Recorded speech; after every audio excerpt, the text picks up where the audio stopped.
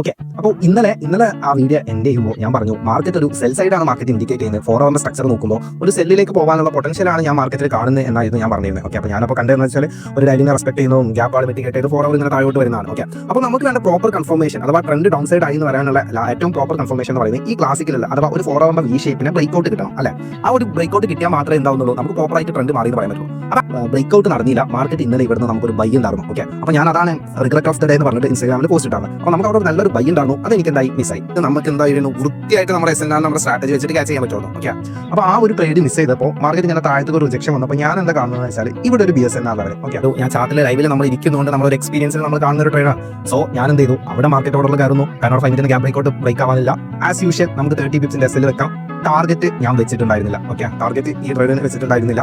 രാവിലെ എണീറ്റ് നോക്കിയപ്പോൾ കാണുന്നത് മാർക്കറ്റ് അങ്ങ് ദുബായിൽ എത്തിയിട്ടുണ്ട്. ഓക്കെ. അപ്പോൾ രാവിലെ എണീറ്റപ്പോൾ തന്നെ നമുക്ക് നല്ലൊരു വൃത്തിയുള്ള ട്രേഡോടെ വേണം ഇന്നത്തെ ദിവസം പറയും. ഇത് നമ്മുടെ കോഴ്സ് പഠിച്ചവർക്കറിയാം. ഇത് one of the potential zone ആണ്. അപ്പോൾ ഇവിടെ വരുമ്പോൾ ബൈസ് പോകുന്നത് നമുക്കറിയാം. അപ്പോൾ ലൈവിൽ ഇരിക്കുമ്പോൾ മാർക്കറ്റ് അതിനെങ്ങനെയാണ് അപ്രോച്ച് ചെയ്യുന്നത് നമുക്ക് ആദ്യം നോക്കാം.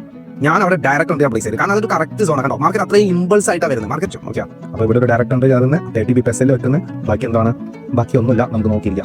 അപ്പോൾ അതാണ് ഇന്നത്തെ എൻ്റെ ടാർഗറ്റ് ട്രേഡിലെ ഫസ്റ്റ് വൺ. ഓക്കെ. ഡെയിലി ഒരു തെറ്റെങ്കിലും പറ്റിയില്ലെങ്കിൽ നന്നാകത്തില്ല, അതുകൊണ്ടായിരിക്കാം മേ ബി. ഓക്കെ. ഞാനിവിടെ എന്തിനാണ് ആ സെല്ല് എടുത്തതെന്ന് എനിക്കറിയില്ല. അതൊരു റീസൺ ഇല്ല. ഞാനപ്പോൾ മാർക്കറ്റിൽ പെട്ടെന്ന് മാർക്കറ്റിൽ പ്രഡിക്റ്റ് ചെയ്തതാണ്. ഈ ഒരു ഏരിയയിൽ എവിടെയോ ഞാനൊരു സെല്ല് നോക്കിയിട്ടുണ്ടായിരുന്നു, അതെനിക്ക് SL അടിച്ചിട്ടുണ്ട് വൃത്തിക്ക്. ഓക്കെ.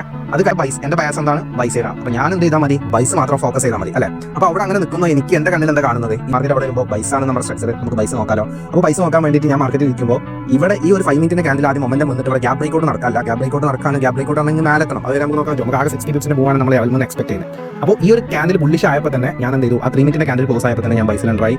എന്നിട്ട് എന്ത് ചെയ്തു, as usual 30 pip SL 60 pip target. അതിൽ അവിടെ ആ ട്രേഡ് വർക്ക് ആയിട്ടുണ്ട്. ഓക്കെ. അതായിരുന്നു നമ്മുടെ തേർഡ് ട്രേഡ്. അത് കഴിഞ്ഞ ദിവസം ഞാനിവിടെ ഒരു പൊട്ടത്തരം കൂടെ കാട്ടി. ഇവിടെ ആയിരുന്നു ഒരു SL എനിക്ക് അടിച്ചിട്ടുണ്ടാവുന്നത്. അത് ഞാൻ എന്തിനാണ് അവിടെ ക്ലാസിക്കൽ സെല്ല് നോക്കിയതെന്ന് എനിക്ക് കറക്റ്റായിട്ട് അറിയില്ല. ഞാനിവിടെ ഒരു 1 hour ക്ലാസിക് ലെവലിൽ സെല്ല് നോക്കി.